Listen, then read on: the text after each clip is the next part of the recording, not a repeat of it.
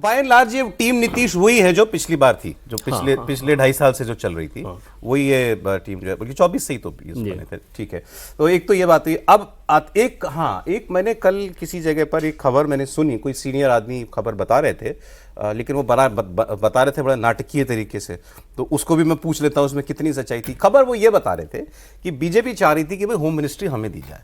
नीतीश जी हमेशा home ministry अपने पास रखते हैं, और नीतीश जी के काम करने के बारे में अभी हम लोग बात कर रहे थे, तो बड़े मतलब एडमिनिस्ट्रेशन को लेकर के बड़े सख्त रहते हैं, स्ट्रिक्ट रहते हैं, अपना डोमेन शेयर नहीं करना चाहते किसी के साथ। ठीक भी है, नेता को ऐसा होना चाहिए। तो लेकिन बीजेपी चाह रही थी इस बार होम हमको मिल जाए, तो बजाय इसके कि वो होम पर अड़ते, उन्होंने दूसरी डिमांड रख दी कि स्पीकर हमको मिल जाए। फिर इस बार जेडीयू ने ऐसा कहा कि स्पीकर हमको मिल जाए। फिर इस बार बात बिगड़ी तो फिर दिल्ली से जहाज भेजा गया, चार्टर्ड फ्लाइट भेजी गई, और ललन सिंह और संजय झा वो दिल्ली आए। दिल्ली आकर के होम मिनिस्टर के साथ मीटिंग हुई। फिर ये आओगे, चलिए साहब, जो जैसे था वैसे ही होम मिनिस्टर आपका स्पीकर बीजेपी का। सच है बात ये? आंशिक सच्चाई है इसमें। ये जरूर है कि क्योंकि अब जो है पोर्टफोलियो का पिछली बार जैसा तो होगा नहीं, क्योंकि अब जेडीयू के भी ज़्यादा मंत्री होंगे। पिछली बार बीजेपी के ज़्यादा मंत्री थे, तो वो तो होगा नहीं। तो जब मंत्री उसके ज़्यादा होंगे तो पोर्टफोलियो एलोकेशन उस हिसाब से करना होगा। नहीं, आपने क्या बताया इस बार किसके ज़्यादा मंत्री होंगे? जेडीयू के ज़्यादा होंगे। पिछली बार बीजेपी के ज़्यादा थे ना, जेडीयू का नंबर 43 था। हाँ, नंबर बहुत कम। हाँ, तो अब जो फॉर्मूला होगा, लगभग 14 जेडीयू के होंगे, 16 बीजेपी के होंगे, 2 एलजेपी के होंगे, एक जीतन आम मांझी पार्टी और एक भूपेंद्र कुशवाहा। तो इस तरह का कन्फिगरेशन होगा। तो उसमें ये ज़रूर था कि बीजेपी की एक कोशिश ये थी कि क्या होम हमें मिल सकता है। जेडीयू की तरफ से भी ये चर्चा चली थी कि हमारे पास 8 बार के उनके विधायक हैं, नरेंद्र यादव, तो क्यों ना उनको स्पीकर बनाया जाए। बीजेपी की तरफ से थे प्रेम कुमार 9 बार वाले, तो वो चला है, वो बातचीत ठीक ठीक चली है। अच्छा। और उस पर अभी भी, अब से थोड़ी देर पहले भी मैंने किसी से बात की, तो वो एकदम से फॉर्मूला एकदम सेट नहीं है कि किसको क्या दे दिया गया। होम किसका, स्पीकर किसका, हाँ, अभी भी तय नहीं है। नहीं, स्पीकर तो लगभग तय है बीजेपी का, और होम नीतीश कुमार के पास ही तय है। लेकिन मैं सारे उसके बात कर रहा हूँ, तो वो अभी सब कुछ तय नहीं हुआ था कि किसके पास कौन सा महकमा रहेगा। नीतीश अभी अमित शाह जब पटना पहुंच जाएंगे अब से थोड़ी देर बाद, तो उसके बाद हजरात में वो चीज़ फाइनल कर लिया जाएगा। लेकिन फॉर्मूला मोटे तौर पर नंबर्स का ऐसा ही रहेगा। एजुकेशन भी बीजेपी लेना चाह रही थी, क्योंकि संघ का एक जोर रहता है। नीतीश जी के साथ स्पीकर बड़ा महत्वपूर्ण हो जाता है ना सर? नहीं, देखिए, आप देखेंगे कि 6 महीने में नीतीश जी की जो भाषा थी, जो हाव भाव था, व्यवहार था, उसमें बहुत ही आमूल परिवर्तन आया है।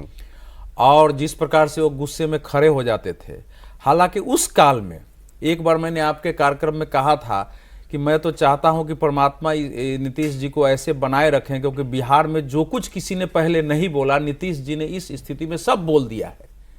भाई, अगर विधानसभा में कोई मुख्यमंत्री पूर्व मुख्यमंत्री को कह रही है, अरे इसको कुछ आता है, क्यों इससे बात कर रहा है, इसको तो हस्बैंड जेल जा रहा था, इसको बना दिया है, इसको कुछ आता है। अब पूर्व अपना बाप से पूछो, उसको तो हम बनाए थे। तो वो सब ऐसे तो नहीं बोल रहे थे उस समय। जो देखिए, इस समय की परिस्थिति है, इन्होंने ठीक ही कहा 36 मंत्री बननी है, तो 34 या 35 अभी बनाएंगे, 33-34 बनाएंगे, 2-3 खाली रखेंगे, तो मान लीजिए 14-15 ऐसे फार्मूला चल रहा है। वो सब हो जाएगा।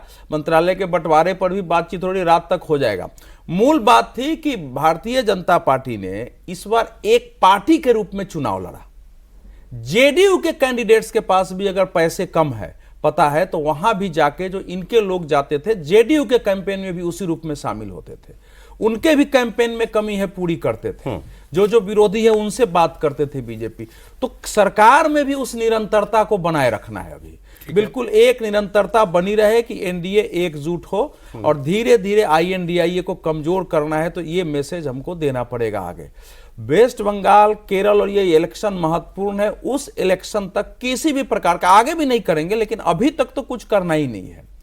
तो इसलिए नीतीश जी के चेहरे पर चुनाव लड़ा, नीतीश जी को मुख्यमंत्री बनाए रखना है।